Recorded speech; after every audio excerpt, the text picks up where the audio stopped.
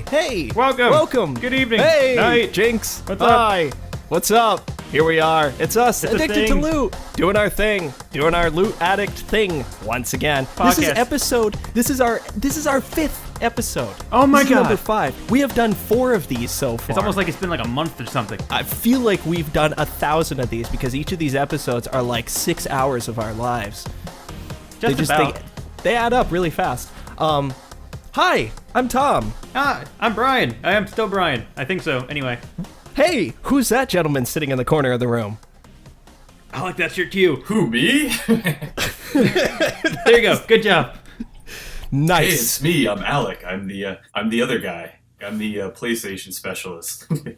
It's a representative of Sony, Alec Biron. Alec, hi. Hey, hi. how's it going? Hello. How the heck are you? Welcome to Addicted to Loot. It's good to be here, even though I'm actually in my own place. But spiritually, it's good to be here. I'm glad you could make the drive over.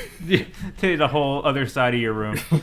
I'm glad you could make the trip over from one side of your room to the other side. This is a really special thing. Yeah, I know. Alec, why don't you tell us? I'm doing well. Why don't you tell us? I'm so sorry. I'm talking all the heck over everybody. I am doing well. Alec, that's good to hear. Why don't you tell us a little bit about who the heck you are? Oh, who the heck am I? That is like a loaded question. Well, I'm Alec. And please feel free to get as existential as possible. Yeah, because that's the complete opposite of what I am. I'm a very simple person. Not overly simple, but I tend to not analyze things too much. So welcome to this podcast where we analyze things for about 2 hours every week. And in very detailed manners. I can give some input here and there. I'm Alec, and I enjoy playing games, and I enjoy doing like outdoor activities and stuff. And I kind of take the my obsession with exploring to video games. So whenever I play a game, it's just I have to explore everything that the developers put in. I have to, like, every edge of every world, every corner, and I kind of take that I take it from real life into the virtual world, and those are the type of games I like playing. And I'm a console person. I have been. One of those people. Yeah, I started out on the Atari, moved my way up to the Sega Master Bass system. Master Bass. Let's not confuse those. There's 2 separate words there. Insert joke. And then I've been a Sony guy since. Well, I also had, the Nintendo Game Boy Pocket and Game Boy Advance, but that's sort of my gaming experiences. Your comment about being an outdoors guy and applying that to games is so wild that you would say that, because I was literally thinking about that like 2 hours ago. That exact thing. I was like, wow, there's something. It's almost like preparing for a podcast. No, I'm dead serious. Like, I was playing a game, a game which we will probably be discussing at some point. At length. And I was like, wow, I approach games the way I approach being outside. Like, it's just like the same mentality of like, wow, what's that? I'm going to go over there. If I have a camera, I'm going to take a picture of that. Wow, look at that. And I like take pictures in games. I talked about this a little bit last week, how GTA 5 had its like Instagram app in it. And, like, I just have spent so much time in GTA 5 being like, you take the angle just right, and then you put the right filter on, and, the cropping and the border is, like, really specific framing of the picture. I was just like, oh, my God. And then meanwhile, the bank heist goes awry because, where's the driver? Oh, look at that bird over there. That's sort of the, probably if there is something to say that Alec and I have in common, but Brian does not, maybe. Yeah, like you said. Paying attention to valid reasoning. Paying attention to the detail that the artists put into games, like in GTA, I think it was actually both of them, when they added the when you open up your door, the light goes on. You're like, what? It's such an unnecessary thing, but it's cool. Well, the first time I started seeing in games, I don't know what it's called, but when you go from like a dark interior to a bright exterior, and it does the thing your eyes adjust. Like the ambient light sensor. Yeah. Yeah, and I think GTA 4 may have been the first time I saw something like that. I was like, whoa! Yep. That's awesome. Oh my god. Exposure in real time. Yeah, it was like, oh, my eyes are stinging just like real life. Awesome. Immersion. But yeah, no, I think that's something that's like really, I value that a lot. And it's really funny that you would put that into words because I've never really, I guess, like acknowledged that. Yeah, and I think that probably would filter into probably, Alex, some of your, I would say, more favorite games for the PlayStation. Yeah, like, exactly. I know for especially like the Drakes coming to mind. Oh yeah, like Uncharted. It would be one of your more like top favorites. Oh yeah. Yeah, Alec, what are some of your favorite games? Some of my favorite games, they're gonna be like series or like a franchise. So the Ratchet and Clank franchise in general has been one of my favorite. Then there's been the Metal Gear Solid series, well, up until the Phantom Pain. We won't get into that. Controversy. The main reason, Tinge. yeah, the main reason we'll just say there is David Hayter's not in it, and it just doesn't work. But whatever. And Hideo Kojima left. Gesundheit. So, yeah, I know, right? Hideo. However you say his name. Hideo? Hideo Kojima, right? Kojima. I think that's how it is. As a person who has lived in northern New Hampshire all of his life, your guess is as good as mine. Yeah. I think you're doing a pretty good job. I think that's what it is. I don't want to, you got to give him Our praise. listeners in Sweden might be confused. Yeah. But, and the other, what did I say? Ratchet and Clank, Uncharted, Metal Gear Solid, and Little Big World or Little Big no, what's that? Little Big Planet. Little Big Planet. I mean, I like the Little first Big one. Planet? I like the first one. The other two were just they're putting too much. Alec, what was that weird like ragdoll ninja game? Oh yeah, that was like you controlled the it? two. Kung Fu Wait, was it? Ragdoll Kung Fu. That's what it was. Yeah, where you're playing as like these little I used to love that game. plasticine toy characters. That was you could play dodgeball with them. That was the most fun, probably $10 game I got at the literally like beginning of the PlayStation Network, where they had very few games, and they didn't even have like PlayStation 1 games on there yet. They just had like these, like indies, I guess you'd call them, before they were being called indies there, but if you will. It was so fun. We were taking the fish and you had to throw it in a basket. It's like this basketball game. It was like a mix of like Smash Brothers Brawl with I don't know, like with beat 'em this up. just like polished plastic character with opposable like polished, not in the sense and, of like, oh yes, it was a really well done game. No, polished like a shine over the characters, like a gloss. And you controlled both of your hands separately depending on which shoulder button you were using, and it was the most unintuitive control system that somehow seemed to work. It was wonderful. Yeah, it was just, I have no idea.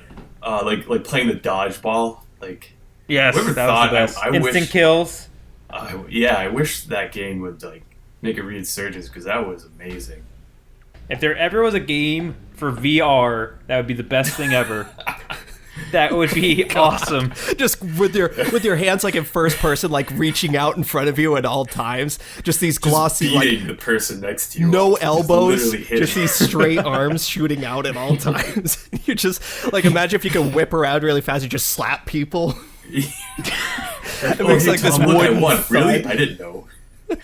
It almost feels like I'm hitting you right now. Stop it! It hurts. I actually saw. What was it? I was browsing through. I think it was Newegg the other day, and I saw this thing that you attach to your body, and it's literally it looks like a bulletproof vest, but it does the impact, and it's supposed to be like bass goes through it. And it was billed as like, use this for your workout, listen to techno music and feel the beats. I was like, this would be the best thing ever for gaming. Like an actual, like if like a bullet hits you, like you like feel you get like this a pulse actual in your like chest or impact something. pulse in your chest. Oh my god, I would freak out. Well, did you ever see? Wow. It was at one of the E3s, like I'd say a few years ago, for one of the probably Call of Duty games. It was like a half dome, like unitrack. Yes. Like, surface, and it was like the guy was wearing VR. There was motion capture everywhere, and then there was a paintball gun in the front of it. And then whatever the guy, like everything he did, everything he moved, if he jumped or crouched, it all did it perfectly with the screen. But then if he ever got hit with a ball, the freaking paintball gun would shoot him wherever the heck he got hit in game. And you just see the guy just rolling on the ground in pain. And of course he's not dodging anymore, so it's just constantly shooting him over and over until he dies. I can't imagine what teabagging is like with that. Headshot. Just like purposely shooting the guy in the nuts. Just like constantly. Why is there a paintball gun on the roof? And now we're going to be playing on an ice level, so ice paintballs. Oh god, that would actually be death. Alec, I think it's worth mentioning, going back to Little Big Planet, you yourself are what could be classified as a creative type. I could, yeah. Do you think that factors in at all to your appreciation of certain games or your, I don't know. Certain game genres? Yeah, what draws you to games? Most definitely. Most definitely.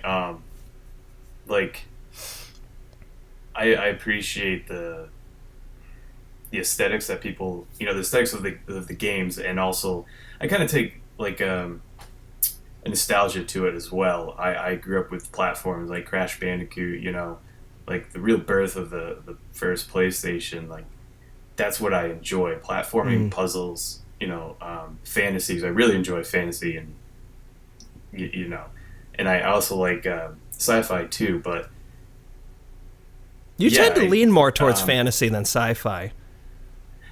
Yeah, I enjoy it a lot more. Why? I think I grew up with it more so than sci-fi. I was always scared of aliens. That's when I was a kid. I was terrified. I would say that would probably factor into it. That's probably a huge factor. That would probably be an element. I was going to say that might be an issue in our later conversation. Oh my god! So now to think of it, that's in the after therapy episode. Please join us next week for Dr. Phil.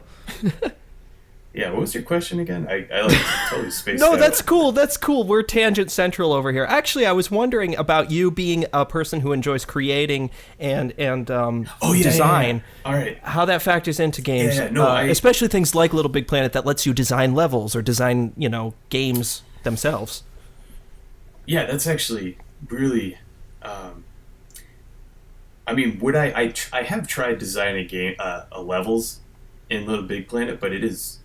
You actually have to do homework prior to that. You can't just jump in there. You actually have to think about it and think about the mechanics and everything like that. Because I have tried making like various levels, and it's extremely time consuming, and the majority of the time you're spent doing trial and errors on the mechanics of how things function. A certain tank comes to mind. Oh my! I love that tank. I literally, and it stinks that I lost it. Like, I lost all my save data, but I spent 4 or 5 hours on an actual working tank where it was like a half. You could see like inside it, and it had a fully functioning cannon with noises and everything like that. And it, instead of having a track system, which was unbelievably hard to make, I just had these like running on these rubber wheels, and it was like the coolest thing. It was extremely indestructible. It was too much for me to actually build a level, like a fully functioning level, start to finish. We made that Oreo or that like Cheerio game thing, the Cheerio of Death. Cheerio Death game, which actually wasn't really a game because if you played it the same way each time, you just splattered on the other side of the mat. What was it, like a glorified Plinko? No, it was there was a cart. It was like a grippable ring that had 2 massive rockets that spun it, and the whole goal of it was that you held on until a certain point to launch yourself off of the ring so you could land in predetermined score buckets. That's AAA material. That sounds amazing. 9 times out of 10, either it exploded or we just died. most of the time. Your arms would literally stretch the length of the screen. Oh, that's way better than when we downloaded Kodu. And even if you managed to launch yourself off the ring, you really just exploded on the wall of the map because you got launched at such a speed that you cleared the entire map. That's right up my alley. Yeah, just hit the wall. There was we did do another map where we stood in the corner, we built like a 1 square wide like box around us, and then probably added about 1,000 rockets pointed at the corner of the screen, and then watched Alec's PlayStation melt.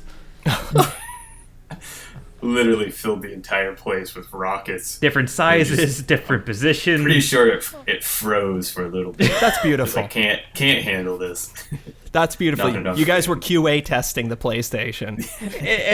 When it finally came back to speed, all the rockets were gone and our characters respawned. That was about the extent of our experiment. It's all for the best that you don't know what happened in the meantime. Yeah, basically. So, I've got a little something here. I've been wondering about this for a long time. I've got a little game here. I've got a little 2-part game for you guys. It's a little thing I've put together. Very simple. I'm going to ask you. Well, it's kind of like that. I'm going to name a game. Okay, I'm going to name a video game. All right. In that section, name that game. In name that game, or as it's called this week, Insomniac or Naughty Dog. Oh God. And Alec's gonna kill me in this. Alec may have an advantage here, but who knows? Slightly. Who knows? More than slightly. So when I say the name of the game, you need to buzz in. So what you guys have to have because I can't tell which one of you is answering. So you need to come up with. If you give me a second, I can produce a buzzer. Okay, produce a buzzer. Oh, perfect. That is perfect. Okay, that's Alec's buzzer. Okay. I'm sorry, Brian, but Alec has already won. That was too perfect. That's incredible. Okay, I was not prepared for that. This is not fair. Brian, what's your buzzer going to be? Exactly. Okay, so if it's silent, Brian is answering. Okay, all right. Yeah, there you go. Perfect. Duck noise. Okay, duck noise or buzzer. All right, good. This is great. All right. Okay, all right. Okay, this is already better than I thought it would be. It's not a pointless app. They all laughed when I spent $5.99 on the App Store. On the buzzer maker. This buzzer. Who's laughing now? Okay, so we're going to start off easy. All right, here's the first one. All right, get ready to buzz in. All right. Ready? Ratchet and Clank. Brian was first. Brian was first. Ooh. Insomniac. Yes, correct. Woo! All right, that goes to Brian. Brian gets 8 points. Now, all right, here comes the next one. Uncharted. Oh boy, Brian was just a hair ahead. Hey, yeah, and I say Naughty Dog. Yes, correct. Oh my God. Ooh, this is unprecedented. All right. Brian gets 27 points. All right, now the next one. Those are the only games I know for either of those. All right, here's the next one. Spyro. Damn it. Ooh, that's Alec. I knew that one. Insomniac. Correct. Alec gets 259 points. Hey, I don't like this game. Putting Alec in a slight lead. All right. Here's the next one. Resistance. Resistance Fall of Man. Oh, Brian. Naughty Dog. No. Damn it. This goes to the Alec. I think this. If you get it wrong, I don't know how it's Naughty Dog. I don't know Say how it's to Naughty deal Dog. with this. Well, BioWare. It's BioWare. Yeah. Insomniac. Correct. Darn it. Alec actually loses 87 points. Still tightening the gap, but still in the lead. I hate this game. Did I lose any points? All right, here's the next one. Crash Bandicoot. Darn it. That's Alec. Naughty Dog. Correct. Alec has now gone to 0 points. Oh, darn. I'm glad I didn't Putting Brian in the lead with, 27? All right, now. Something like that. Boy, Alec, you got to step up your game. All right. Man, you suck. Here's a new one. Sunset Overdrive. Oh, darn it. Yes, Alec. Insomniac. Correct. Oh, and Alec gets 8,000 points. I think this is rigged. Just rigged. I'm reporting this to the convention. All right, here's committee, rather. here's one that should be pretty easy. Disruptor. Oh, Alec. Insomniac's first game. Oh my god, bonus points. You lose. What? You lose. You lose for okay, being that too is smart. correct, though. That is Insomniac's first game. All For right. answering 3 questions in a row, you lose 500 points. Here comes the next one. Jack and Daxter. What? Oh, Brian. Naughty Dog? Correct. Correct. All right. Since I've lost track of the points, you are both now tied at Yes. 32. I think that worked in my favor. Naughty Dog or Insomniac. Here we go. The Last of Us. Last one. Oh. That was a technical foul on Alec's part. Naughty Dog. Yes. Yay. All right, that puts Brian at 33 to 32, Alec. That's 33 Yes. to 32. Home field advantage. Here's the last one. What? Here's the I last thought that was the last one. Here's the last one. I don't like this game. This game is called Math Jam. What? But Which one produced Neither. a game? Which one produced a game Math called Jam? Math Jam? Brian? Insomniac? No! Damn it! is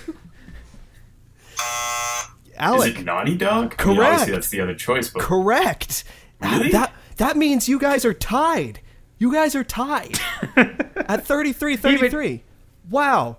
And that's all I had. So we're going to have to go into our sudden death round. Oh, what's that? Wow, this isn't rigged at all. All right. We're going to have to fly into our sudden death. This sudden death round is called 2005 or no.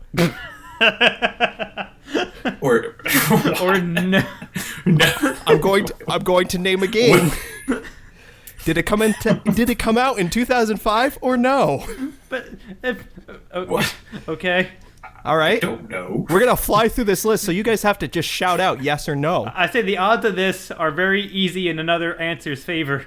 Okay. This is 2005 or no. All right. So Are we started ready? high school in 2004, right? This is going to just fly out. This is Was just it? I'm just gonna fly these games out. Did they come out in 2005 or no? Do we buzz in or no? No, just shout out yes or no. All Wah. right. Ready? Wait, what? Oh, yes I'm going. or no? Okay. I'm going to explain the rules one more time. No. I'm going to name No. a game. He's got it. No. If it came out in 2005, you have to say Yes. yes. If it didn't come out in 2005, No. you have to say no. Yes. All right, ready? No. Here we go. Gran Turismo 4. Yes. Alec, you have to answer too. It's sudden death. Oh. Oh, yes. Yes. Wait, did you say something? Gran Turismo 4. Yes. No, No. no. Actually, no. I changed my mind to no.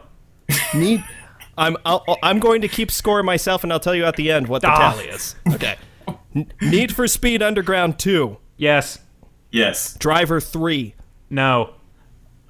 Yeah. Yes. Spider-Man 2. No. Yes. Yeah, maybe. MX versus ATV Unleashed. Unleashed? No. Yes. No. God of War. Damn it. The first one? God of War Yes. 1. Yes. Midnight Yes. Club 3. No. No. I think that was the 2006, maybe. Guild I think Wars. 2 was. The original Guild Wars? No. No. Original Original? Guild Wars. No. Mercenaries. Yeah. Oh, yes. Yes. I'm going to go with Alec on that one. Star Wars Battlefront 2. No. Yeah. No. Star Wars Knights of the Old Republic 2. No. Yes. Wait. 2. No. SOCOM 3. Yes? Yep. Quake 4. That sounds, it's close, but no. Shadow of the Colossus. Yes. Mm, Yeah. Call of Duty 2. Big Red 1? Yes. Yes. Call of Duty 2 Big Red 1. No. No. Guitar Hero 1. No. Gun. No, I love that game. No, I've never. I feel like you're reading off a 2005 list, so you probably just say yes for everything. Need for Speed Most Wanted. No. No. The Sims 2. No. No. 2? For what? For what?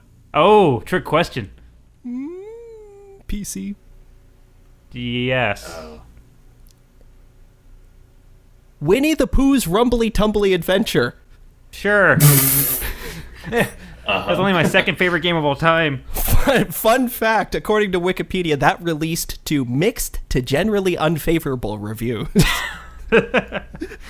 Who would have thought? Okay, that was the last one. Trick question, they all came out in 2005. What? Midway through that list, I'm like, he has to be reading this from Wikipedia or something. Among those include also Fear, Grand Theft Auto Liberty City Stories, Resident Evil 4, Psychonauts. I mean, this is like the year for video games.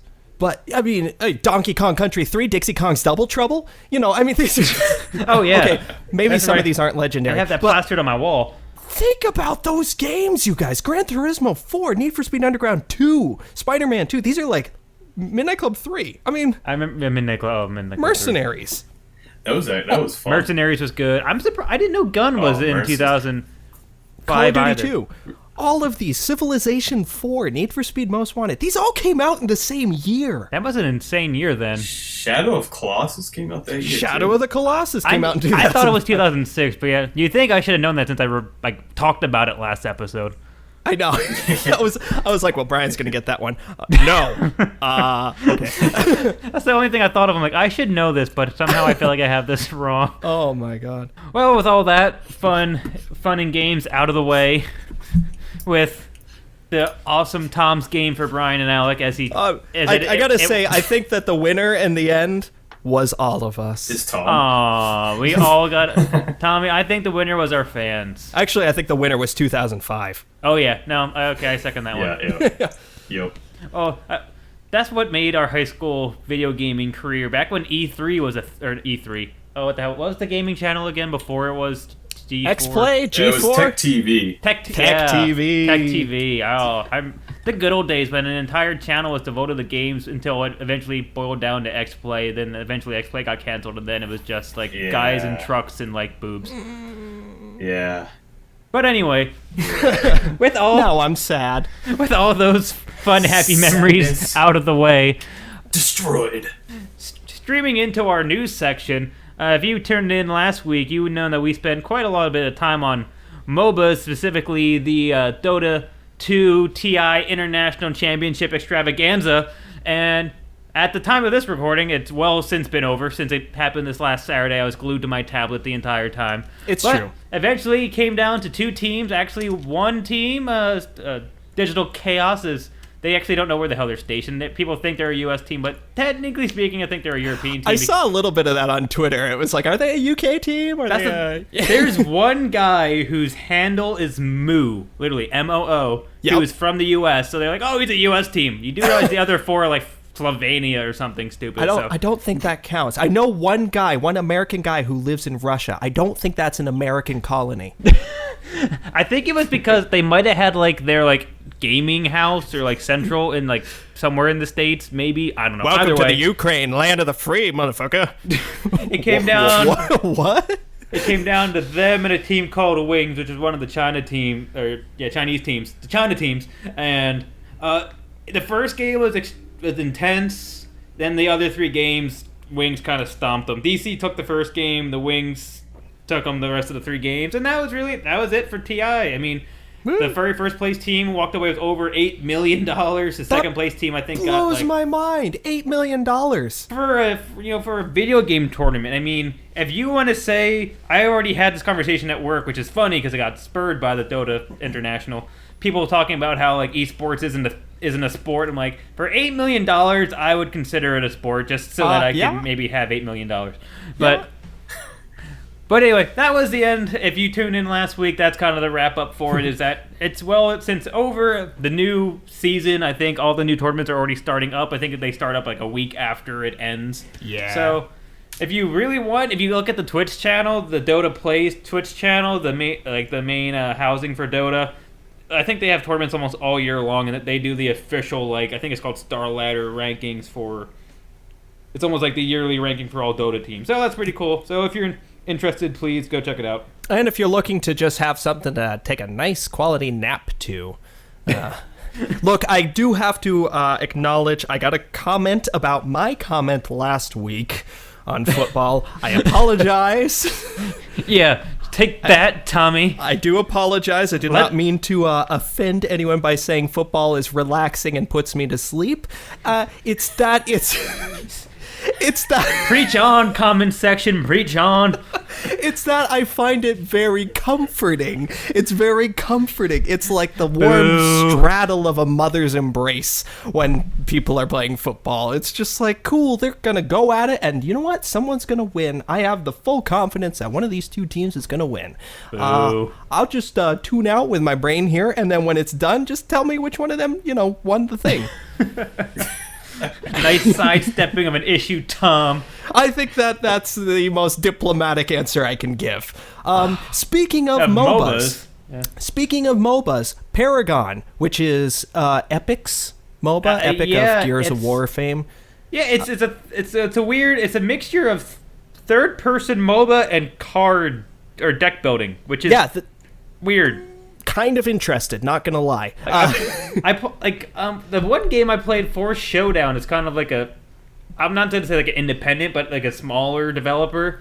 Yeah. It's kind of the same thing. Like you do, you go in, it's like you put a deck together, you go into like a mini little battlefield, and you hack and slash things to death. But every round you play a card to try to improve your character. It seems like for that, I was reading an article that Tommy linked below, that it was kind of detailing the game, and it looked interesting. All the characters have their own abilities and everything else, standard MOBA. I also believe that it sounded like it was point and click positioning versus actual hard control. Maybe, I'm not sure. Don't quote me on that. I don't know, but it is possible. But it seemed like you swapped your cards out if you meet certain if you kill enough creeps and gain enough gold, you can swap out a card or something like that. It looks promising.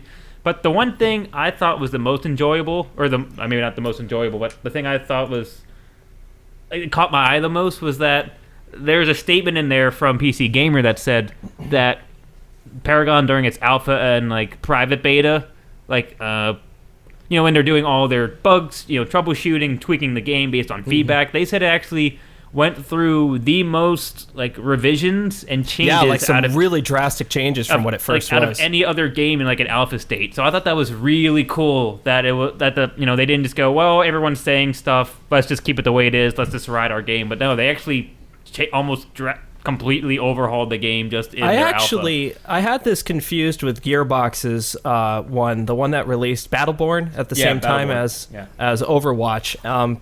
This is more like a MOBA, definitely. I guess in the vein of Smite, where it's like a third-person, over-the-shoulder kind of MOBA. Yeah, it's not top-down. It looks great. It looks really cool. Yeah, graphically it looks great. Yeah, it looks like it would be fun to, maybe more fun to control.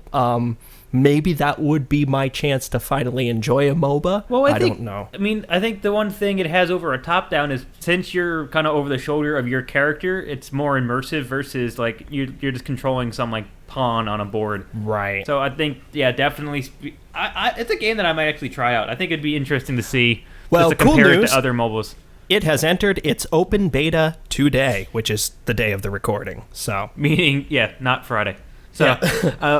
Yeah. Links below. Check it out if you want to download it. It seems real easy to sign up and download. So, go check it out. I've got it sitting on my computer among several other things that we'll be checking out over the course of the coming week. Oh, God. And tell them the reason why, Tommy. Because Gamescom is underway. Oh, my God. And holy shit! It's only the first day, and we've already been flooded with freaking releases and trailers and if you saw our to-do lists for our upcoming episodes just from day one of Gamescom, oh my god. Our shared Google Doc went from like a half page to close to 3 pages. It is 3 pages, excuse me. Yeah, just from one day. And this thing goes on for like, what, a week? Yeah, and so Gamescom basically is what E3 used to be. It's just, well, it's one of the ones. There's also like... I also really like GDC, but GDC is good for indie games, so that's kind of... Gamescom is more a chance for developers in the not E3 season, because E3 is like spring, and now here we are in the middle of August, to be like, here's a trailer for Battlefield 1, here's a trailer for, you know, et cetera, et cetera, et cetera. So, trailers, betas, demos, release dates... there was a thing, I don't know if it's associated with Gamescom, but Alec, another Magicka type game. Really? Called... Magicka. It's not by the same people. It's by not the like same... Magicka 2 or anything? It's by the people who did Trine. I love that game. Oh, okay. Yes. I love Trine. That's a good game. Yeah, Trine was fantastic. Frozen Byte, I think, was the name of the company. Boy, I can't remember it now. That sounds about right. Let me go look at nine Trine 2 thing Parchments in my or something like that. Yes. Trine 2. I think it's called 9 Parchments. Yes. And it's a cooperative blast-em-up game of magic mayhem from Frozen Byte, coming to PC and PS4. Yeah, Frozen Byte. Mm-hmm. Oh, sweet. Yeah, and it's massively modeled after and inspired by Magicka. Magicka, for anyone who doesn't know, is fucking great. Hard, but so great. If you want, you know, we were talking a lot last week about Champions of Norath and games that are like Champions of Norath. This isn't like Champions of Norath per se, except in one very specific regard. And both of you can attest to my skill with fire arrows. Oh God. My astounding accuracy for both of your backs. My incredible ability. Die. Alec, why don't you explain to the folks? You don't just have to fight the enemies. You also have to worry about that other guy sitting next to you or somewhere else. Tommy is the difficulty rating. I like to add a little bit of entropy in games. a little randomness. Ooh, what's this button? Enable team fire? Oh, let's try that out for a little bit. Champions of Norath has I guess friendly fire. Yeah, just a little bit, for lack of a better word. And I love. yeah, only with my fire arrow. It seems if I shoot anything near any teammates, they seem to catch on fire as well. So as More I'm times than not. happily increasing the radius of my fire damage, not for an overall team increasing gain. our anger. Joyfully increasing the damage output of my fire arrow. It's very strange. It was equally proportionate to the increase in our potion use. It was very strange. Yeah, we went through health potions a lot faster after that. It was really weird. Why am I carrying like 200 health potions? This is why. Oh my god. The moral of the story is that Magicka is just like that. Especially in some of its abilities. Magicka, what you do, I only ever played it with a controller. I don't know, Brian, if you played it with mouse and keyboard, how it works. I tried, but it wasn't super intuitive. But what you do is you are given 8 elements to mix and match. And you create a spell basically out of that. So say you cast, I don't know, fire and earth. You shoot a fireball, like a rocky fireball out. And you know the combinations are very much your elements: earth, wind, water, fire, air, heart, Captain Planet. You know, and Planet. In the end, you had evil. some. Yeah, you had some special skills that you could get. For example, a one-shot lightning burst that would hit anything that was on the screen. So if there were no enemies on the screen, your teammate becomes the next most viable target. Actually, I'm pretty sure it was hit your teammate, then everyone else. And then everyone else. Well, that's debatable. That seemed to happen quite a lot. A very similar. There was also a great one that was like a lightning storm, and it would just cast these lightning bolts to shoot at random over a span of like 30 seconds, and it became like, I don't know. I would imagine being in World War I and walking on a field of landmines, just being like, I don't know. This could be them. This could be us. Someone's dying here. Just go for it. The best ability, the most damaging ability, was the blue screen of death, which would, one by one, most assuredly dispatch of your enemies and friends and yourself. With a little blip, and your character would have a little blue screen crash and disappear. It was great. I don't know how you were casting that with magic skills, but hey, whatever. Video 100% games. 100% effective. So, obviously, needless to say, that led to a lot of fun. Alec and I completed the campaign of Magicka 1, which is like you complete the game twice, basically. Oh, yeah, that's right. It was like you make the harder. Yeah, it's like you finish the game, and I think there's a time travel element. Like you screw things up so bad that you have to go back and do it again. Yeah. And Alec, you played Magicka. You played Magicka 2. I did, and they seem to resolve some issues of having to, because when you're casting magic, you had it all on one page, so you had to go diagonally if you wanted something, right? Wasn't that how it was for casting? I don't remember. Or I don't remember, but anyway, they made it more controller friendly, but for some reason, it felt a lot harder. It was just too hard. That's what she said. Like right off. I haven't played it yet because of that. Yeah. The game's not bad. It was a little too difficult. It was like were you co-oping it? I was. Okay. And because the first Magicka was next to impossible single player, but as soon as you and I started playing it, we beat it over like a summer. Like that took forever. But it was a little more gradual as far as enemies coming at you and everything like that. I think because the first one, you already introduced all these enemies. So like, all right, let's have harder enemies and more of them, and add different tactics and elements that you have to use. Mm-hmm. You're like, So I didn't play too much of it. Yeah, that's a shame. Reasons. Yeah, because we really liked it. We had a good time with it. Brian, what were your experiences with Magicka? Maybe all of like 20, 30 minutes. Not much. It was, I think if I would have had maybe like, what are you guys playing it with me? I probably would have played it maybe a little bit more. Yeah. But it was, I played exactly an hour. So 59 minutes. Oh boy, wrapping this up. It was a game that, it looked fun. I didn't have too much drive to continue right outside of the main little intro. Yeah. But I don't know. It definitely was insane, but I feel like from a single person experience, it just wasn't. It didn't have any staying power for me. Because I think I bought it and played it a little bit, and then I was like, Alec, what? Let's try this. This seems like it could be a fun co-op, and that I've never went back to single player. Mm-hmm.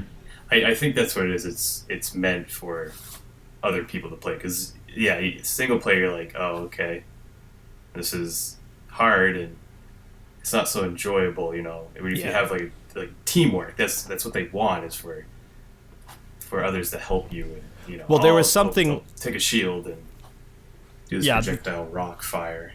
There was something in the trailer for this 9 Parchments that took me right back to Magicka, and the 4, because they were demonstrating it with 4 players at once. And when you cross your beams, if you're shooting out beam magic, it will like average them and shoot out a third like unified beam in the middle of your 2 crossed beams. Huh.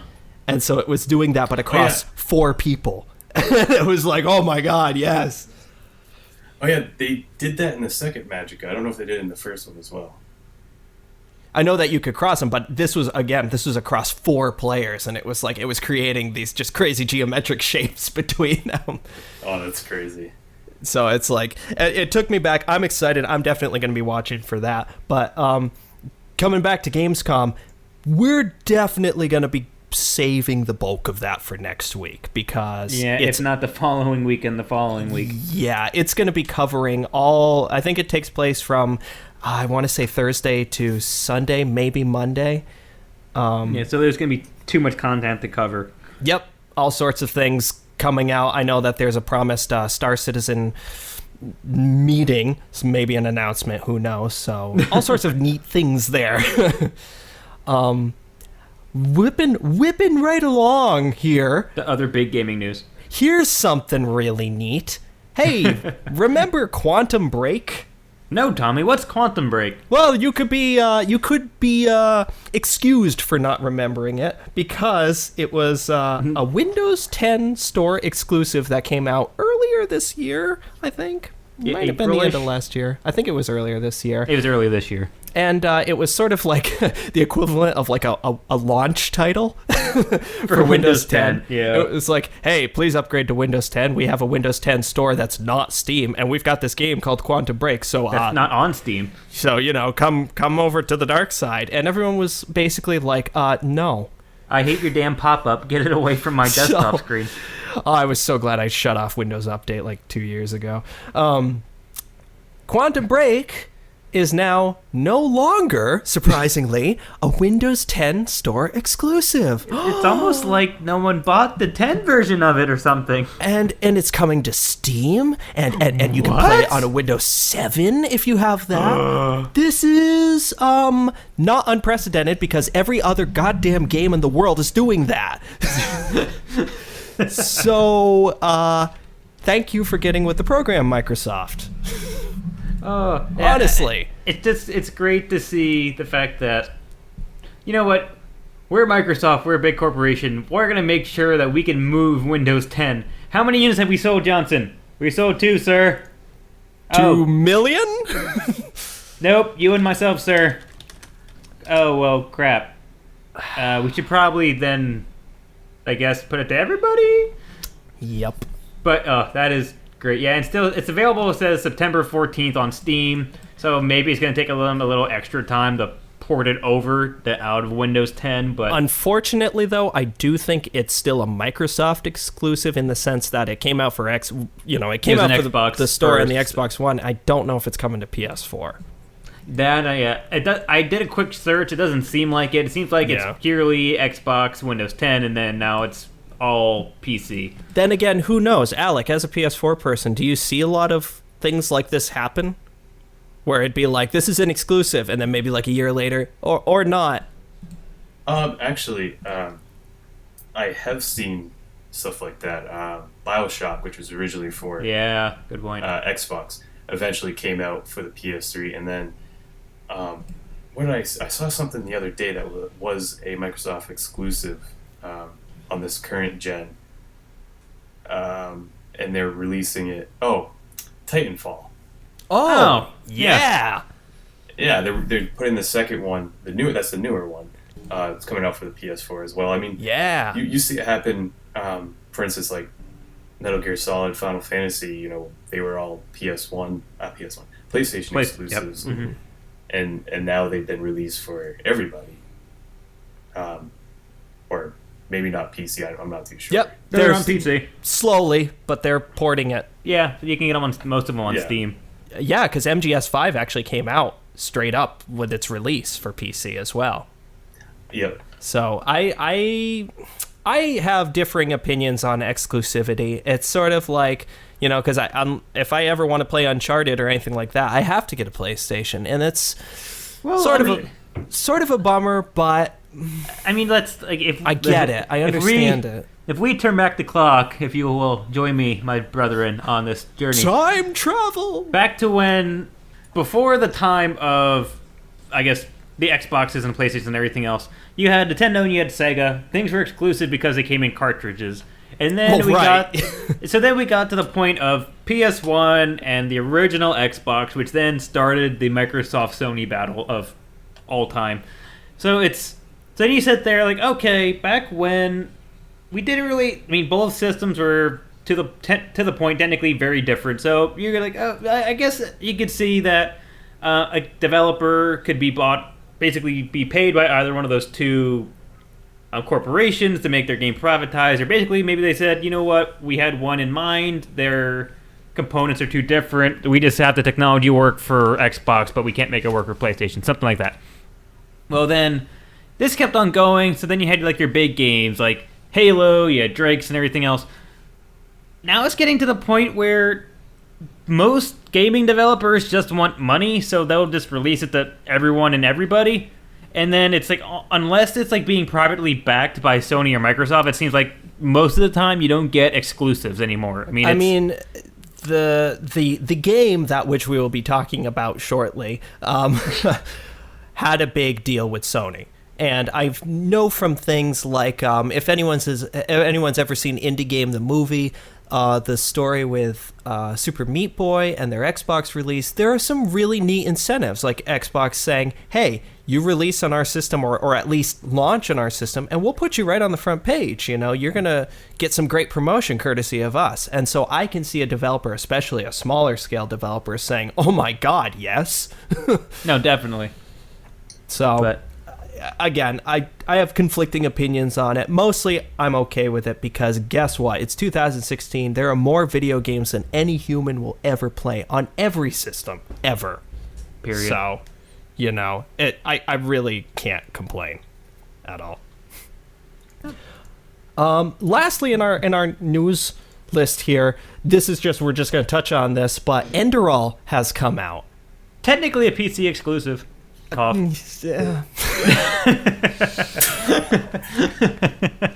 Anyway, glossing over that valid. So what is Enderal, Tommy? Enderal is a total conversion of Skyrim into a brand new Skyrim. It's a whole standing game. It's not a mod. It literally is a 50+ hour long game. That's free, by the way, as long as you have Skyrim.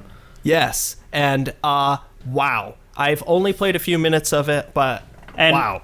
I would like to publicly state that probably 3/4 of the time he's played on it was just making his character. Yes. Which is typically a problem devoted to someone specifically for Tom. Yes. Yes. Yes. Yes. Yeah. But you want to co-op tonight? Sure. Okay, let's just make our characters real quick. Okay, Tom, I'm ready. Tom, I'm still ready. Okay, I'm trying to get the eyebrows right. God. Yes. Yeah. It's a toughie for me. It's a toughie because I'm very specific with my fantasy game characters. The lore has to be consistent. If I'm going to play a certain character that I played, say, in another RPG, it has to make sense that he would be in this RPG's universe after or before being in the other RPG's universe. It has to be consistent. Otherwise, I'm going to play a different character. And if I am playing a different character, I have a pool that I like to draw from of maybe like 6 or 7 characters that I really have a backstory for or have motivations for, have intentions for. And when you throw me a game like this, oh boy, it's bad. It's bad news. It's bad news. So I spent literally 2 hours and 15 minutes in character creation for Enderal. I kept track through the messages I sent to Brian saying, hey, I'm just starting the game. Hey, I'm in character creation. An hour later, boy, I'm still here. An hour and 15 minutes later, I've just finished. Yeah, look at this picture. Oh my God. So the time you spent outside of the character creator, what did you think of it? Like, what's your first impression? I'm really stoked to play this. It's a Skyrim with better writing. It's otherwise literally an excuse to play Skyrim again. Now, it's not the same map or anything. It's an all new map.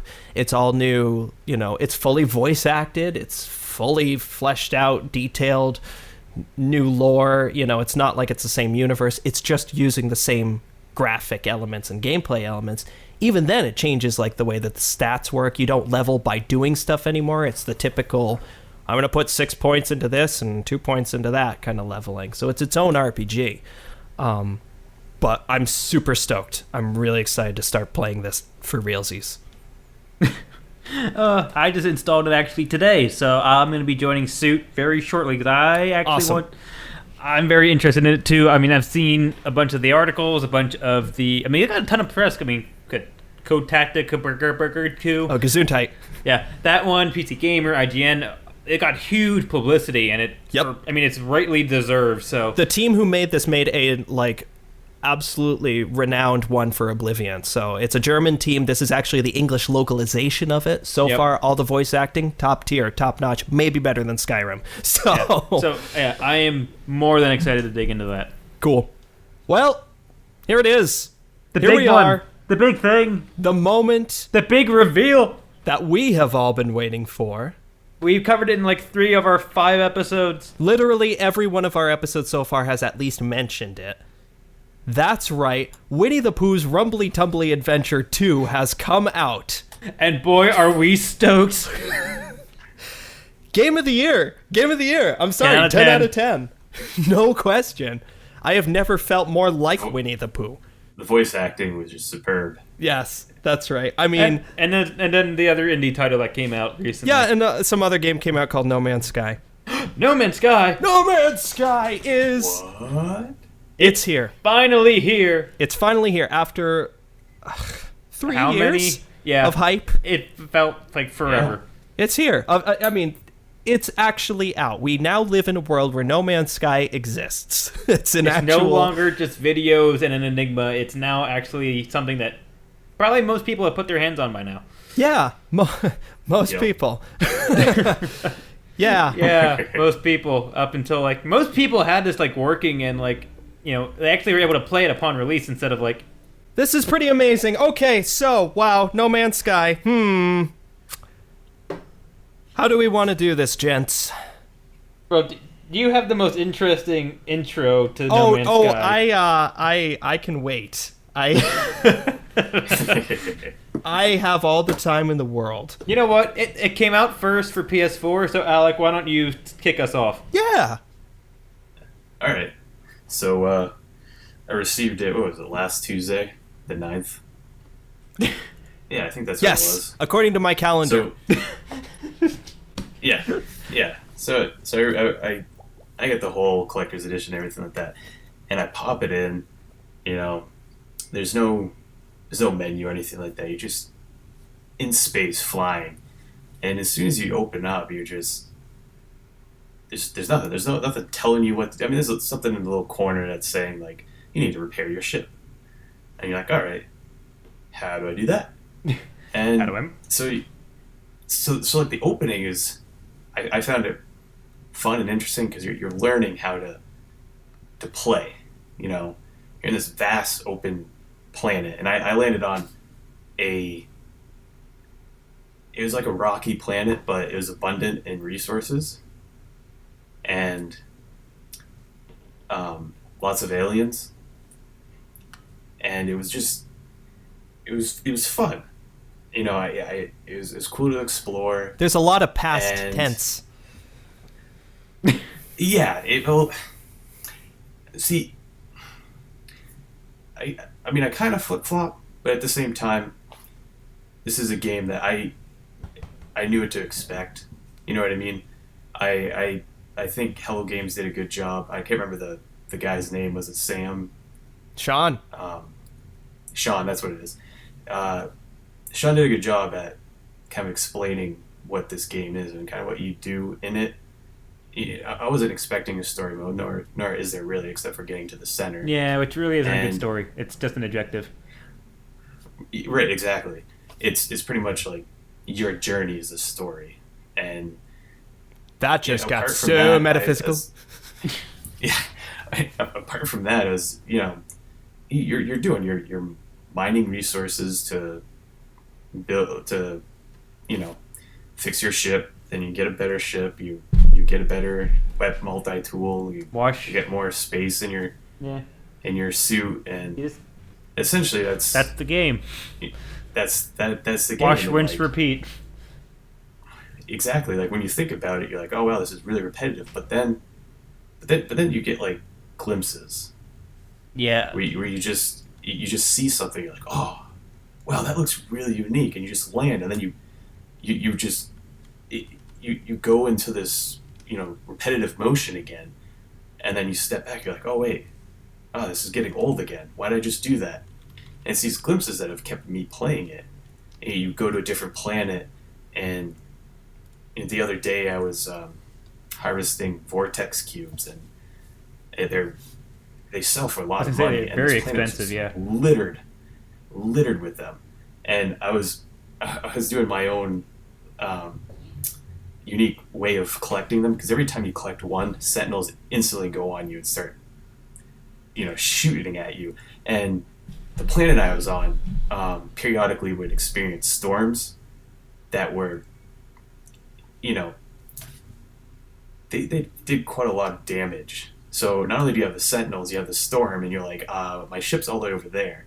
But you'd pick your line on to collect these vortex cubes. So it's kind of fun to do that, and that's how you kind of have to break away from the repetitiveness. But then at the same time, you start doing that for, a half an hour. You're like, okay, this is getting repetitive.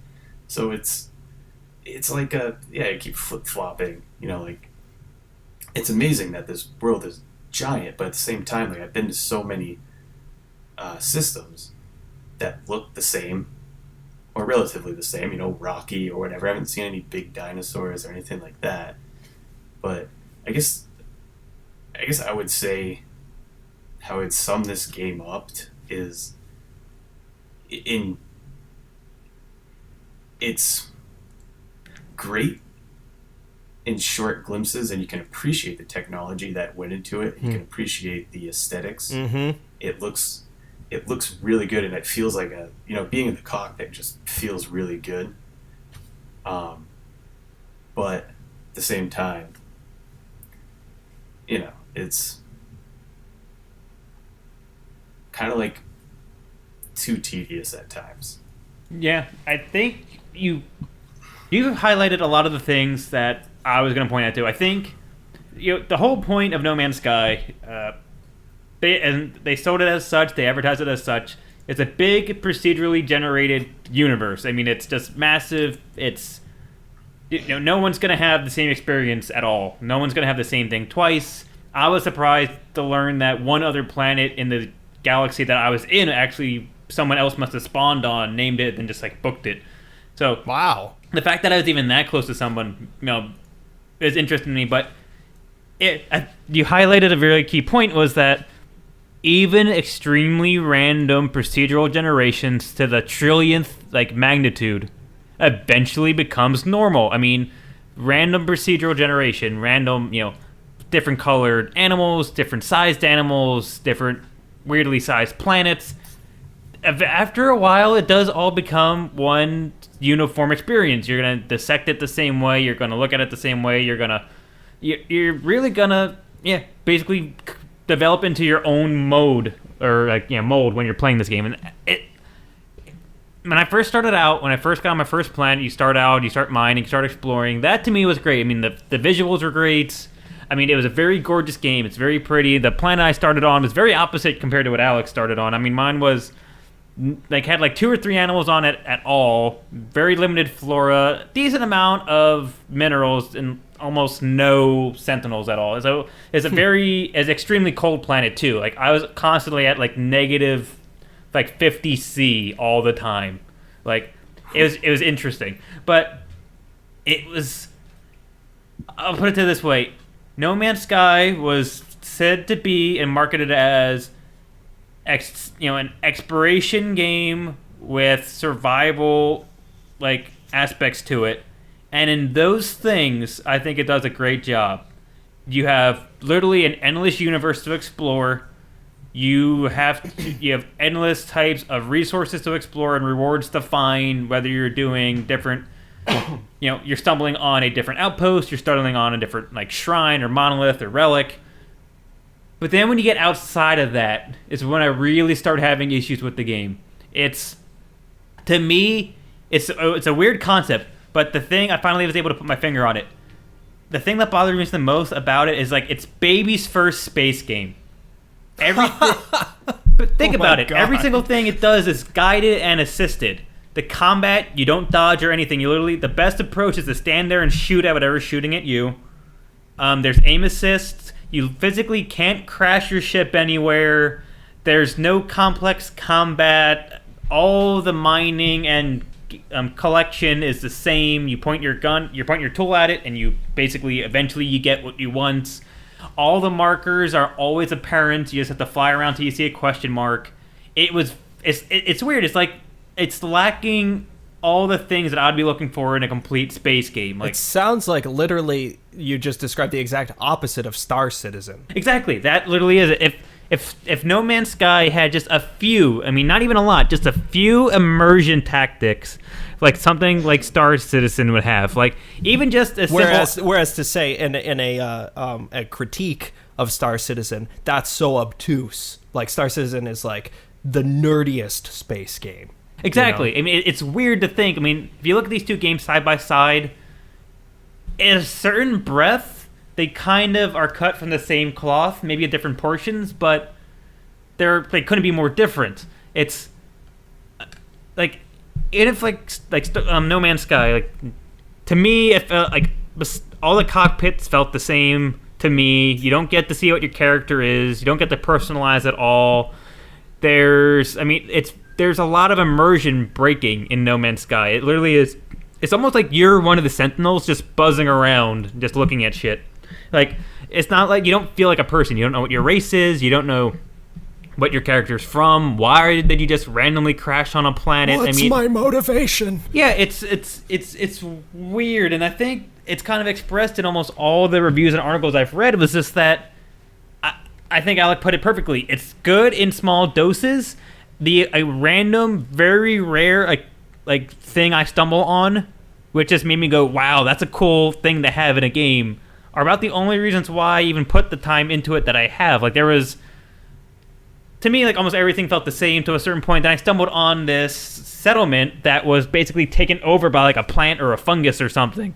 And you go inside, you're trying to, loot the place, but then there's, like, toxic spores that are sprouting if you get too close to them. And then the one little, I'd say, treasure chest in it you find is that there's this panel that you turn on, and if you put in the right code, you figure out that there was an unanswered distress call that points you to another mountain range, just a little walk away. That was a crash site for another ship, and you basically, if you wanted it, you just got yourself a free ship. Like, that to me, like that, if I could have novel experiences like that consistently without having to dig and dig and dig for them, it might be a completely different experience. But every planet seemed to be something along those lines each time. And it's weird that a procedural generated universe, the entire thing is random. So if you're looking at the stats, there should be one planet out there that is 1,000% flat with nothing. You know what I mean? Like, you should have a chance. Uninhabited, undiscovered, like, literally, there should be a planet where literally the entire planet is flat. No ranges, no nothing. Maybe there's, one random, bird flying across it or something. But they're, the loneliest bird ever. But out of the few planets I've looked at, it's you don't get that sense, and every planet is uninhabited. It's why can't one planet be filled with cities or other inhabitants? Or at least maybe there is. I just haven't found one yet, so I guess I shouldn't say that there isn't.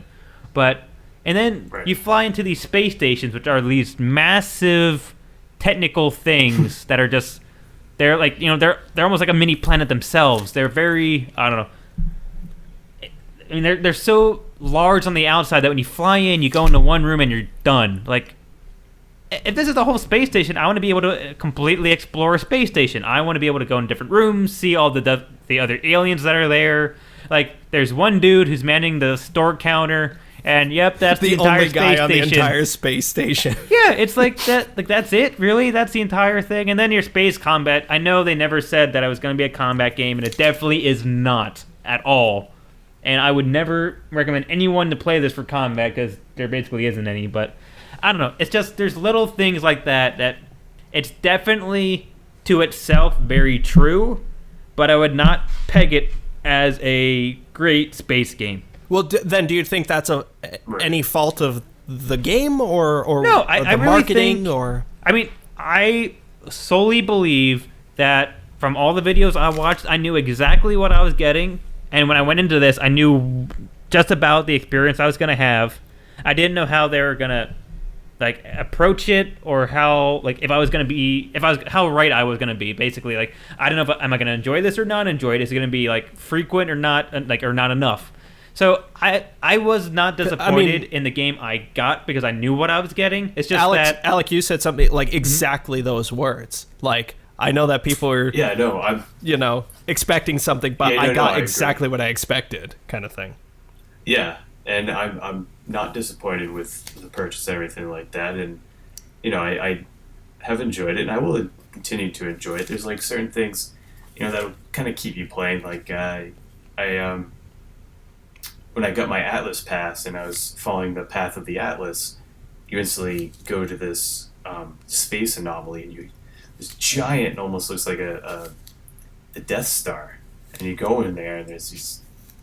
It has two of the aliens, the Korvax and the Gek, and they give you an Atlas pass, and you're like, what? So it unlocks those doors that you can't get to in some of the settlements, and also in like the space station, and so it's kind of like, all right, so what happens if you get like the second version of the Atlas pass or the third version? Like, is there more to this game? You know what I mean? That's kind of like that small thread that keeps me kind of wanting to play, to unravel what is at this game's the core. Feeling that maybe you haven't seen it all yet. Right, and that's another thing that kind of, you know what I mean, like what Brian said. There's not a whole lot. It's very repetitive, and like again, the combat's not very intuitive. It's just there. It's. I think it's the word that we used was the word that we used, Brian, was limp. Do you think that's still accurate? Yeah, I mean, it's just. Yeah. I'd say it's this. It was a component of a game that they put in there because it's just. It's a part of every game. It's just natural. It's just basically nature to a game like this. So they said, "Yep, we're gonna need a blaster. We're gonna need a reason to use the blaster." I do like that all the guns look like checked. Super soakers. Yeah, I mean that is kind of a cool thing. But yeah, I think that was it. I think it was, hey, we need combat. Put in combat. Okay, we got combat checkbox. But it's not what the game was focusing on. So to me, it's like a feature within the game to have some kind of combat. It's just, you know what I mean. It's just not a feature that I would say I would love having, because I only ever use combat if a sentinel was shooting me. I didn't ever choose to be combative in any sense. Right. These are interesting thoughts, gentlemen. And then there's Tommy. Yeah, Tom, how was your experience, or lack thereof? Sit down, folks. I've got a story that I'm going to share. Gather round, children, and let me tell you my tale. About a month and a half ago,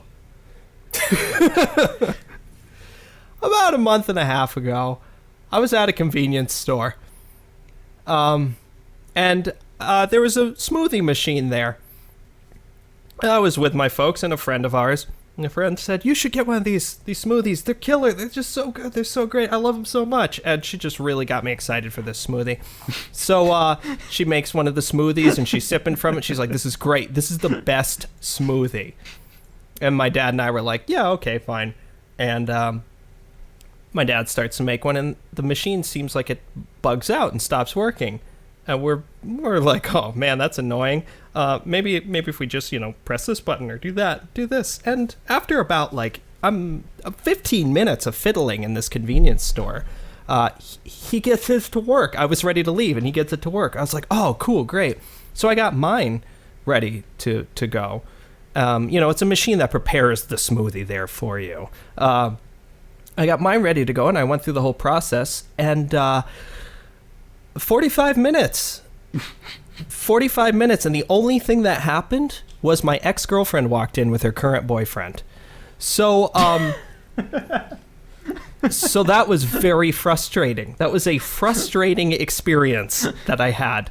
I left an unfinished, unmade smoothie there, and I said, that's some bad luck there that I just had. That's some bad luck. about a week later, Doom was on sale. The new Doom was on sale on Steam. Oh, awesome. I want this. I like Doom. I like shooting demons. And so I had tried the demo. The demo was cool. It was fun. Got me excited. I like, neat. I bought it. Well, it didn't work. It just ran like crap. It ran so badly. We're talking like 5 frames per second. It was unplayable. I'm talking with Brian. I said, what am I going to do? He says, you should get a new processor, right? That's what you said, Brian, right? Yep, get a new processor. Yeah. You can quote me on that one. I bought a new processor for my computer. It was a little bit of money, whatever. That's fine. You do that. I installed the processor in my computer, and my computer would shut down every 15 minutes after that, and it was overheating, and actually Doom was running slower with it. This is a new up-to-date processor that I bought. Boggled the mind. Licenses on my software expired because of this processor. That I don't understand, but that was happening. So eventually, after a week, I was like, well, this isn't worth it just for Doom to lose, like, my video editing software. So I went back to my old Phenom 2 processor that I had, my trusty Phenom 2. Alec, you were here when I built my computer with that processor. Yes, I was. So you were playing the piano, if I recall. And so I installed that and went back to it and just, said, okay, Doom, you're just going to sit in my inventory for a while, my Steam list for a while. Come back to you someday. About a week after that, I bought a concertina, and I bought this off a musician's friend, and I was stoked because I've always wanted a concertina. So I just said, I'm going to buy a concertina. I got the inspiration, had the funds, and I bought it. A couple of the buttons don't fully work on this concertina, but the buttons that do work sound great. So I was playing with that, and the leather straps broke after 2 days of use. So I said, well, that's a bit of bad luck I'm having here. That's a bit of bad luck I'm having. So great idea my dad had, though. He said, why don't you just use an old belt? And so I did, and that fixed that problem. The buttons still don't work, but that did fix it, and actually it was better. And so my Skyrim leather straps skills finally got to be put to a real-life application. So there's a moral there.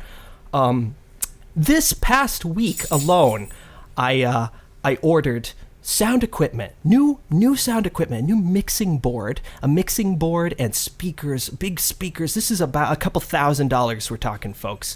The mixing board arrived. Oh boy, excited, awesome. I fired it up and it's going, I went, that's a bit frustrating. So I sent after a little bit of fiddling around, I sent a message to the company, and they said, oh, gee, wow, that sounds like something. Yeah, that sounds like a problem. You should get that exchanged. Yeah, we'll cover that. Oh, that's a bit frustrating, but okay, thank you. And so I went through all the lines, and I'm getting that exchanged. So that's good. That problem is in the process of getting solved. Also, I am involved in some CD productions right now, some productions of albums for bands. And so I went through the process of producing the CDs, and I sent them off to the company. And I ordered 500 CDs, and I got an email back, and they said, we've had a problem with the production of our CDs. 60 of them were misprinted. Would you like a refund? I said, yeah, probably. Yeah, that would be good, but just send the other ones. That'll be good, thank you. A couple days later, Green Day was coming out with a new track, and I was really excited for that. And when the track came out, I didn't like it very much. It's not really that good. But, whatever, that's fine. A bit of a frustration, but that's fine. I found some solace in writing and recording music this week until I broke a guitar string, but that's okay. That's okay. Because at the end of the day, I said, at least on Friday, No Man's Sky is coming out. That's gonna be fun. That's gonna be a lot of fun. So No Man's Sky finally comes out on Friday. On Friday, the day earlier that day, I got a flat tire, but that's okay because No Man's Sky was coming out, so that was gonna be real good. And so I installed it, and it doesn't work. Because I have a Phenom 2 processor.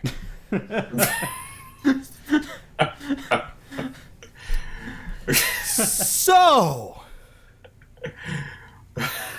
Needless to say, that was a little bit frustrating. You should have never got that smoothie, man. So yesterday, Brian Dixon, I bought a smoothie. Ooh. And I said, today my luck turns around. I wonder what happened on that day. This morning, No Man's Sky worked. Whoa. You should buy smoothies more often, man. Now, I want to say that up until this point, I had gotten so mad that I actually bought Star Citizen. I actually bought Star Citizen because I just wanted to fly a spaceship, so that happened. I'm very happy about that, by the way, but that's a completely different issue. I had already logged. Steam allows refunds if you've played a game less than 2 hours. I had already logged half an hour from just starting No Man's Sky and having it crash at the logo. So do the math of how many times that means I clicked play on No Man's Sky over the weekend. Hoping against hope that eventually it would start. What they finally did was they released, it was a widespread issue that anyone with a Phenom 2 processor could not launch No Man's Sky past the Hello Games introductory logo. So I fired it up, and stars. Oh my god, stars! There are stars floating at me. It's that Windows 95 screensaver all over again. This is great. I'm so excited. Stars are flying towards me. And they're still flying. And 5 minutes go by and they're still flying towards me. I'm seeing all these creatively named planets flying by. Buttsville and Penisburg and things like that, and all flying towards me, going past my head. 10 minutes go by. I said, I've had enough. I've had enough of this. I've had enough. I just want to know what's at the center of the universe. So I alt-tabbed out of the game, okay? I minimized the game. And I just Googled, what's at the center of the No Man's Sky universe? And I found an article on it, and I read it, and I acquired that knowledge, and I heard, woof? Oh, what was that? I can't make this shit up. I went over to the No Man's Sky window, and there I am standing on a planet next to a spaceship.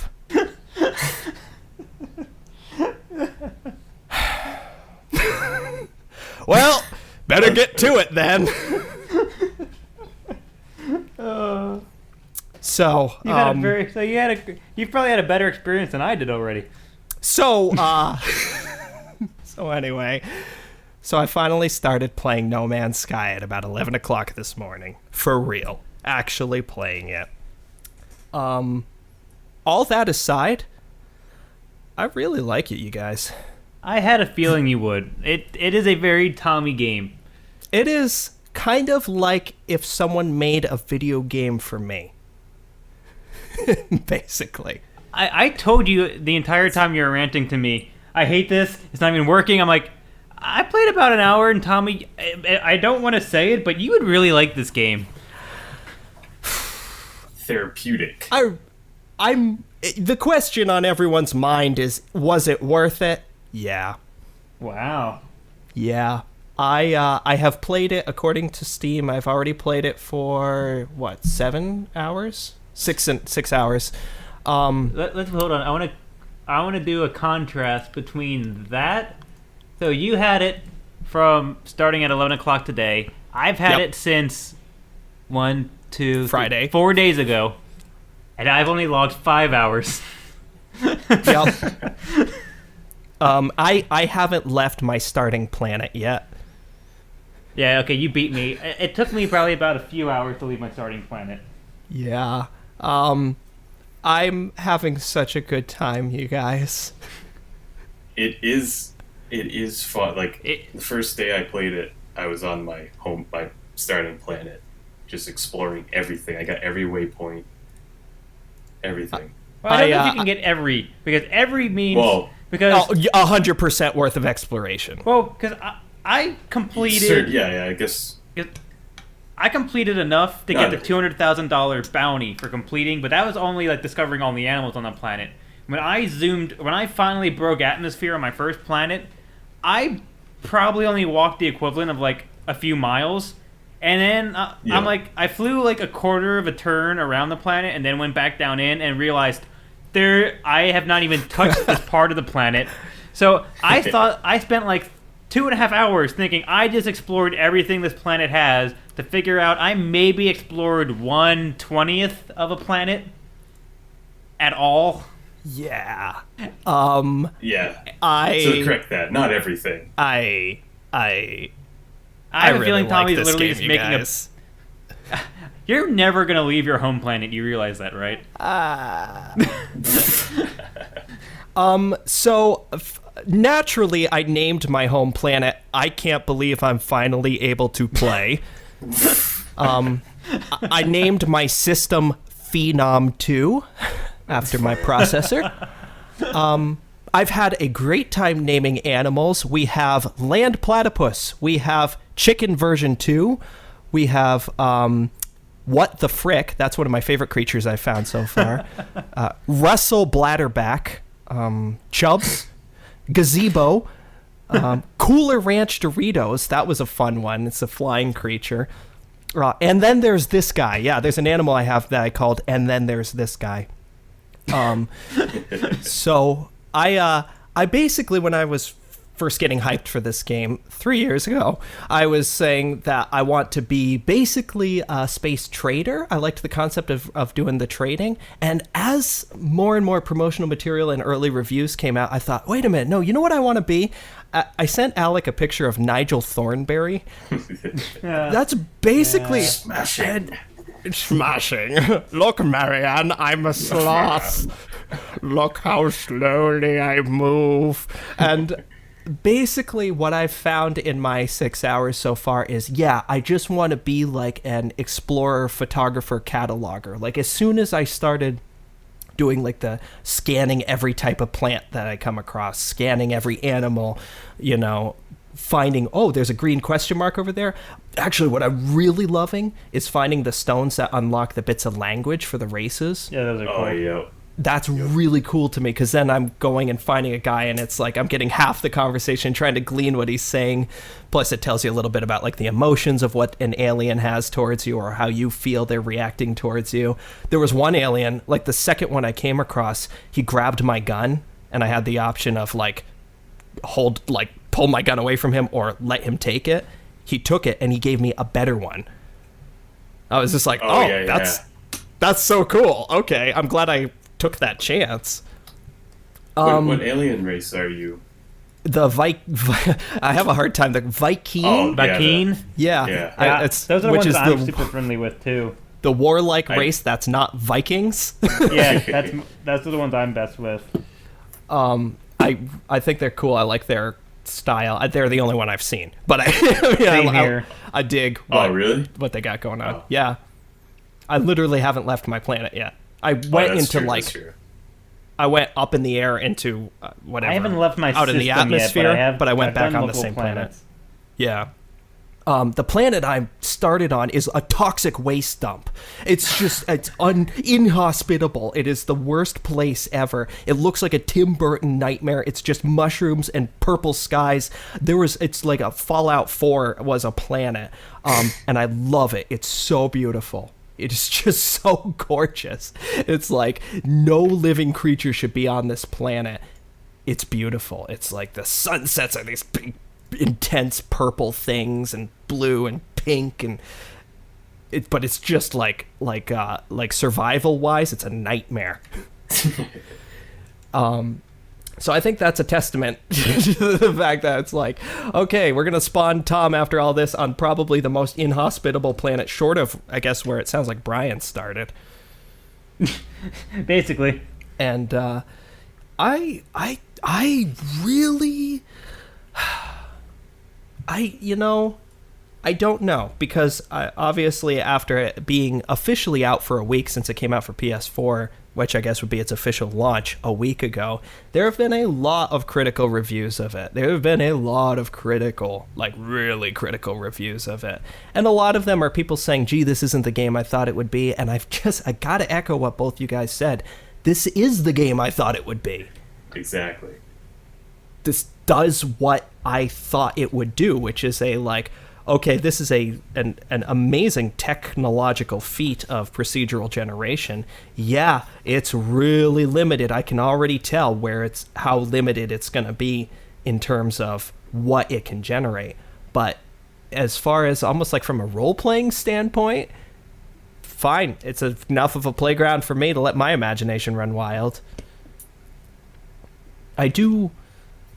there is a degree of like, what's over that what's over that hill, what's over there, what's that question mark, that keeps me going no matter what, even though it's like I know it's going to be one of like 5 things. It's still like, yeah, but what of those things is it going to be? I'm having a great time taking screenshots. I've already taken 273.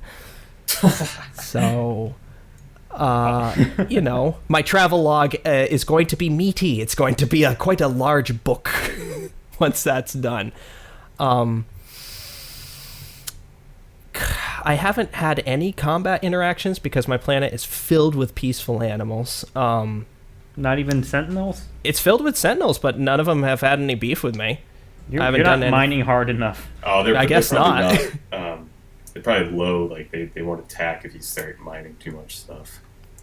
I was spooked when one of them scanned me. Just comes up and just does like a scan of you. I was like, do I move? Do I let it do this? What do I do? I gotta consult my guidebook. Oh, there's literally no guidebook for this game. Yeah.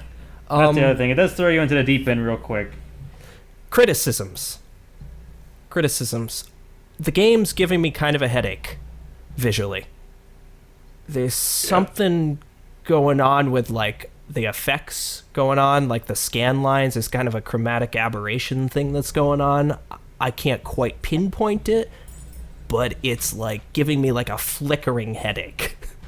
Really? I know that the guy from Dead End Thrills, who does all those great screenshots, released a hack literally, because I was following on Twitter, literally an hour after it came out on PC. He had already released a hack that was like, is this bugging you? This'll get rid of them. I wish it could have been turned off in like the display, because usually games do that. Like I think it's The Division has the option to turn that stuff off, which just for some reason I don't do well with it.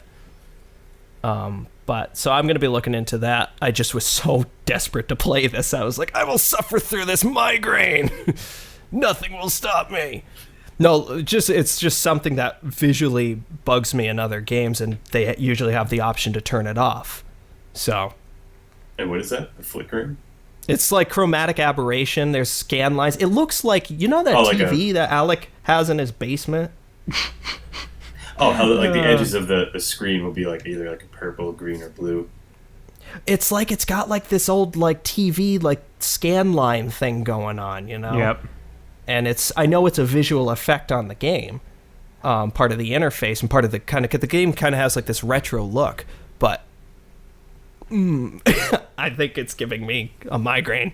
So if anyone is concerned about that, there is a way to turn that off, at least on PC. But besides that, I'm really looking forward to spending a lot more time in this.